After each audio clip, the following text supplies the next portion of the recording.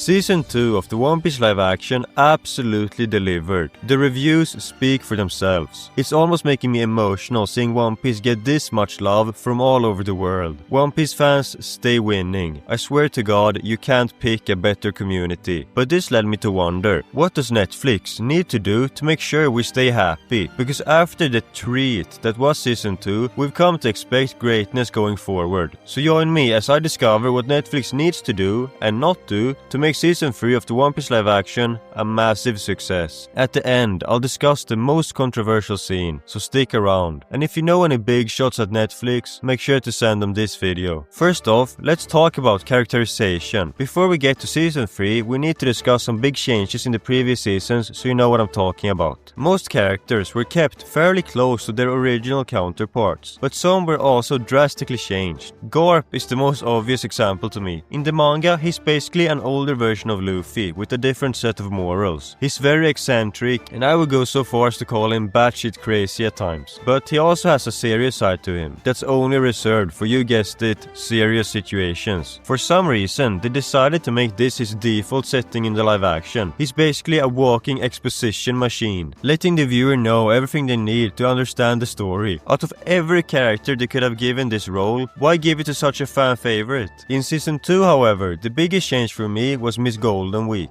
Instead of a laid-back painter, they turned her into a psycho, straight out of a horror movie. I'm a bit more torn on this change. It felt a bit out of place, but I also think this version added more tension for live-action only viewers. And it also makes more sense for this sadistic version of her to even be in Baroque Works. Like, why did that sweet girl from the manga even join an organization of assassins? So with that said, how should Netflix portray the new characters introduced in Season 3? Let's go through Baroque Works. First up is our beloved Mr. 2, Bon Clay. You might think that the most important part to capture Bon Clay is his flamboyant attitude, which of course includes singing, dancing and spinning around. And yes, that is important, but I think the key really lies in capturing how much he values friendship. He literally starts crying after meeting the Straw Hats for the first time. Singing and dancing won't be the difficult part. The difficult part is gonna be making his selflessness feel genuine. So Netflix, please don't turn him into another psychopath to add tension. Even if he's an antagonist during this season, he should never feel as evil as the rest of Baroque Works. They've already casted Cole Escuola to play him, and based on looks alone, he seems to be a great fit.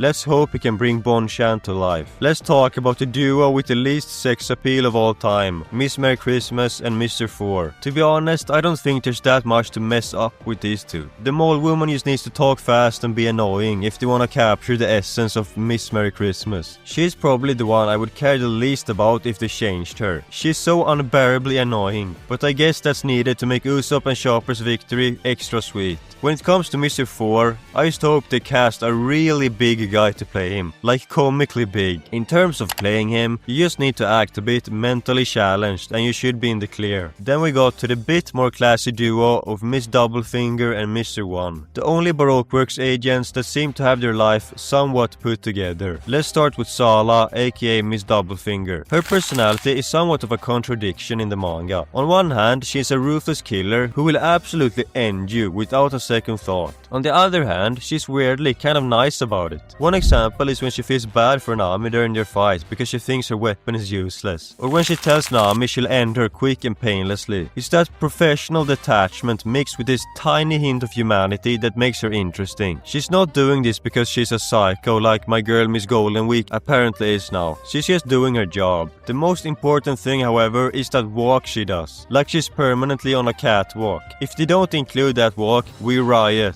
Or at least I do. Moving on to my favorite Baroque Works agent by far, Das Bones, aka Mr. 1. I've had a soft spot for this guy since I was like 11 years old. In a world filled with over-the-top characters, he's the calmest guy you'll ever meet. This is the most central part to me. He stays calm during his entire fight with Zoro, which is uncalled for in One Piece. Even the most stoic characters often have one or two moments where they just can't hold it in anymore. But not this guy. They need to maintain this demeanor in the live action, because that's what makes him so so unique and scary as a villain. He shows no fear and licks the blood off his hand as if Zoro didn't just lift the whole freaking apartment complex. As for Crocodile and Robin, I don't think they need to change a thing. Both actors seem to be really dedicated. Just look at Crocodile and tell me this isn't the hardest pick you've ever seen. Okay, enough about Baroque Works for now. Let's talk about probably the most hyped thing about Season 3, Ace's introduction and role. Solo Morduena has already been cast for the role. Dude, the people who cast for this show are beasts. How do they manage to find such perfect matches for everyone? And I'm purely talking about looks now, but I have faith in this guy. Something tells me he's gonna kill this role. Now let's discuss the most important thing. Does the live action go the manga route or the anime route with Ace? For those of you unaware, if you watch the anime, the majority of what you see of Ace in Alabasta is filler. In the manga, he's only part of 3 chapters right at the start, meaning if the live action strictly adapts the manga version of Ace, he'll only be included in 1 episode. The anime, however, thought Alabasta needed way more of Ace, as he joined the crew in their journey through the desert for several additional episodes, until he eventually departed and gave Luffy his Vivi card. I strongly believe that the live action should go with the anime's approach in this case, and that's really rare for me to think. In almost all cases, I think the manga tells the story better. The reason I think the live action needs to make the most of Ace this season is simply because we don't know how many seasons we're gonna get. We have no clue if this adaptation is even gonna reach Marineford, so why not include him as much as possible, without changing the story completely, of course. I think almost everyone would be disappointed if he only appeared for 30 minutes in 1 episode. Another important aspect they need to get right is the death of Pell. I'm pretty confident that they will produce a really stunning scene, and as we saw in Season 2, Carifa Chandran can really act, so the emotional impact won't be an issue. The real deal breaker is if Pell actually stays dead this time. As you all know, he somehow survived that crazy bomb blast in the manga. I've heard rumors that he survived since the chapters released so close after 9/11, but I'm not too sure if that's true, given how many times Oda has done fake out death scenes like this. It seems pretty set in stone that Igaram actually died in the live action. It would be crazy if they did that very emotional reaction from Vivi and then the funeral scene for him to just pull up again in Season 3 like nothing happened. Given the live action's track record of being pretty brutal, at least compared to the anime, I would be very surprised if they chose to keep Pell alive, which is of course the right decision. He should not survive that.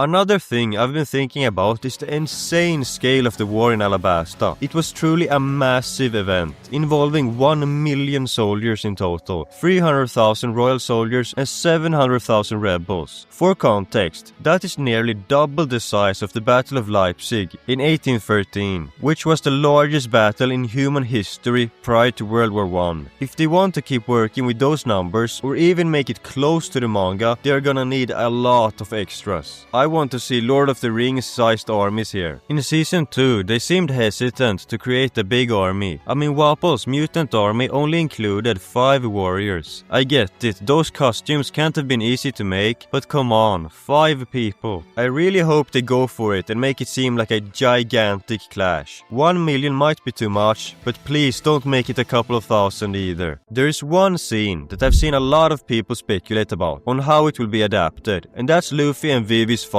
specifically Luffy punching Vivi. As a quick refresher, pretty early on during the Alabasta arc, Luffy thought Vivi was naive because she expected no one to die in the conflict with Crocodile. After saying that, she punched him while telling him not to say stuff like that, to which he responds by punching her back, screaming that she needs to let them risk their lives too. In the anime, you can get away with it because it's over the top and wacky, but in a more grounded live action show, seeing the main hero deck a girl in the face, that's a massive risk. Netflix knows the Twitter war zone that could follow, and they're probably already looking for a way out, like changing it to a shove or a dramatic shoulder grab. But if you ask me, Netflix, do not be cowards. You should include the punch. If you soften this up, you ruin the entire point of the relationship. But there's a specific way they have to write it so Luffy doesn't come off like a straight up monster. First off, you have to earn the frustration. Don't just have them start swinging. We need to see Vivi's, I can do it all on my own complex, reaching a breaking point where it's actually starting to hurt the crew. Then, when the fight happens, you have to frame it as an equal exchange. Vivi has to land a real solid hit first, make it look like she's really trying to take his head off. When Luffy hits back, it shouldn't feel like a beatdown. It needs to feel like a wake-up call between two leaders who are finally speaking the same language. The punch isn't even the point really. That hit is basically the only way to break through Vivi's wall. She needs to realize she can't carry a whole kingdom on her back alone. And Luffy is the only one blunt enough to beat that into her head. But yeah, if they mess this scene up, some viewers might just end up disliking Luffy after it. Make sure to let me know in the comments what you think they should do with this scene and season 3 as a whole. And if you enjoyed this video, you're gonna like this one even more.